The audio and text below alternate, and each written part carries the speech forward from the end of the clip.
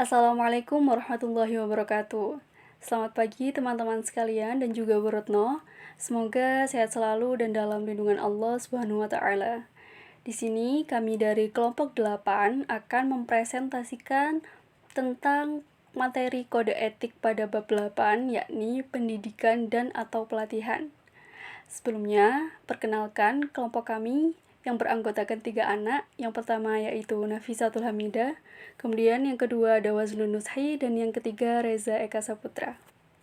Oke, baik, langsung saja masuk ke materi yang pertama, yakni pasal 37 Pedoman Umum. Nah, dalam pedoman umum ini terdapat 3 ayat. Yang pertama yakni pendidikan, yang kedua jenis pendidikan, dan yang ketiga yaitu pelatihan. Untuk ayat pertama, pendidikan sendiri, yakni proses pengubahan sikap dan tingkah laku individu atau kelompok atau komunitas yang bertujuan membawa ke arah yang lebih baik melalui upaya pengajaran dan pelatihan. Kemudian yang kedua yakni jenis pendidikan. Nah, jenis pendidikan di sini itu ada 2, yakni pendidikan bergelar dan pendidikan non-gelar.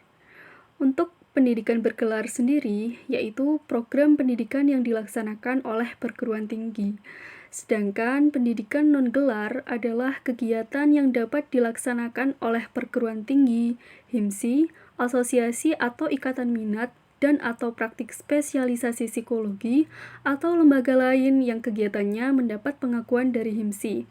Nah, yang ketiga, yaitu pelatihan, adalah kegiatan yang bertujuan membawa ke arah yang lebih baik yang dapat dilaksanakan oleh perguruan tinggi, himsi, asosiasi atau ikatan minat, dan atau praktik spesialisasi psikologi atau lembaga lain yang kegiatannya mendapat pengakuan dari himsi.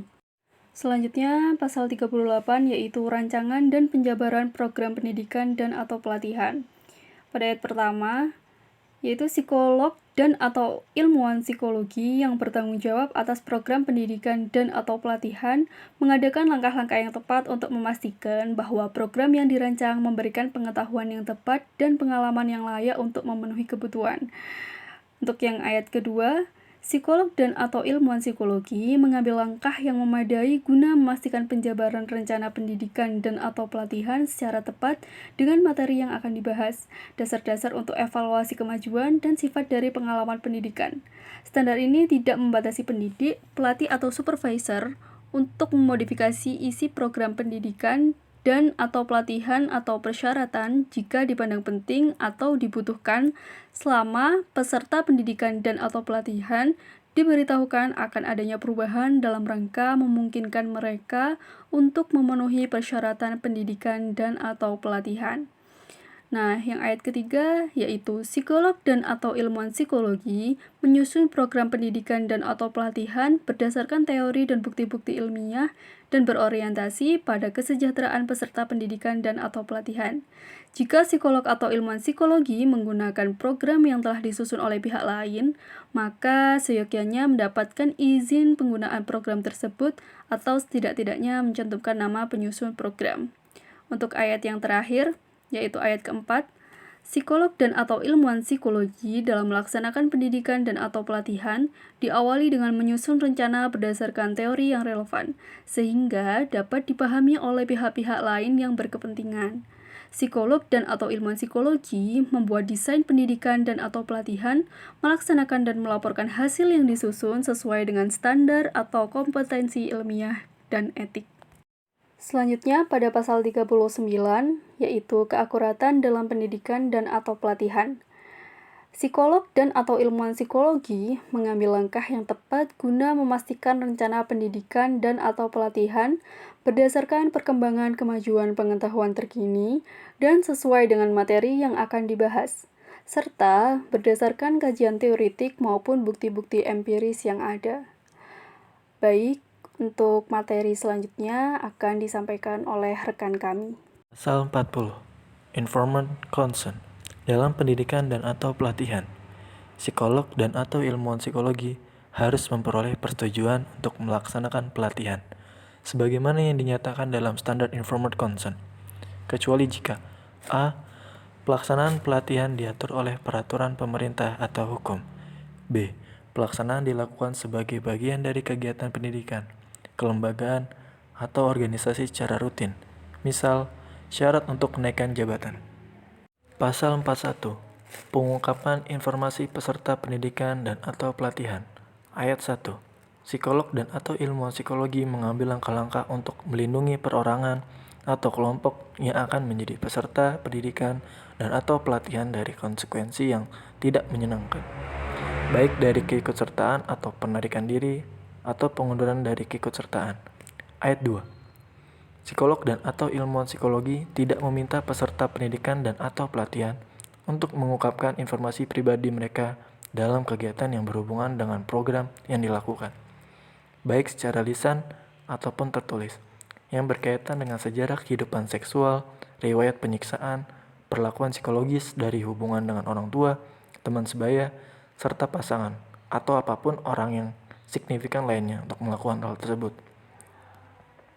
Hal tersebut tidak diberlakukan kecuali jika program ini menjadi salah satu cara untuk pendekatan yang dianggap penting dan tepat untuk dapat memahami, berempati, memfasilitasi pemulihan dan atau memampukan peserta untuk menemukan pendekatan penanganan yang tepat bagi isu atau kasus khusus tersebut.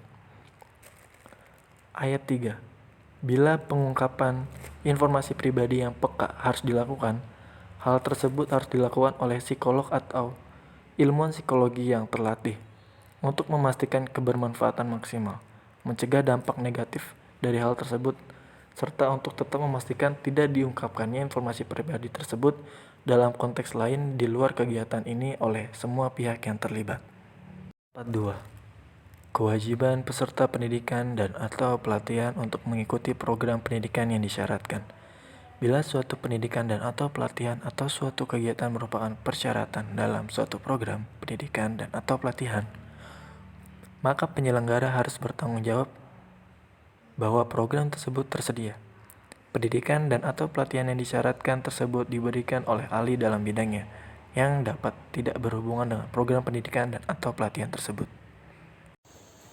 Pasal ke-43, penilaian kinerja peserta pendidikan atau pelatihan atau orang yang disupervisi. Ayat yang pertama, psikolog atau ilmuwan psikologi dalam bidang pendidikan, pelatihan, pengawasan, atau supervisi menetapkan proses yang spesifik dan berjadwal untuk memberikan umpan balik kepada peserta pendidikan atau pelatihan atau orang yang disupervisi. Informasi mengenai proses tersebut diberikan pada awal pengawasan. Ayat yang kedua, psikolog atau ilmuwan psikologi mengevaluasi kinerja peserta pendidikan atau pelatihan atau orang yang disupervisi berdasarkan persyaratan program yang relevan dan telah ditetapkan sebelumnya. Lalu pasal ke-44 tentang keakraban seksual dengan peserta pendidikan atau pelatihan atau orang yang disupervisi. Ayat yang pertama, psikolog atau ilmuwan psikologi tidak terlibat dalam keakraban seksual dengan peserta pendidikan atau pelatihan atau orang yang sedang disupervisi. Orang yang berada di agensi atau biro konsultasi psikologi, pusat pelatihan atau tempat kinerja, di mana psikolog atau ilmuwan psikologi tersebut mempunyai wewenang akan menilai atau mengevaluasi mereka. Ayat yang kedua, bila hal di atas tidak terhindari karena berbagai alasan, misalnya karena adanya hubungan khusus yang telah terbawa sebelumnya, tanggung jawab tersebut harus dialihkan pada psikolog atau ilmuwan psikologi lain yang memiliki hubungan netral dengan peserta untuk memastikan objektivitas dan meminimalkan kemungkinan-kemungkinan negatif pada semua pihak yang terlibat. Contoh kasus, seorang pelamar kerja berinisial L yang melamar pekerjaan di sebuah perusahaan ternama. Dalam prosesnya ia harus mengikuti interview dengan psikolog yang ada di perusahaan tersebut. Kemudian tiba pada saat hari HL ini melakukan interview.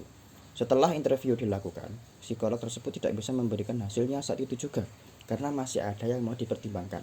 Namun, L menawarkan sesuatu pada psikolog tersebut bahwa dia akan melakukan apa saja asalkan diterima di perusahaan tersebut dan memberikan nomor HP-nya.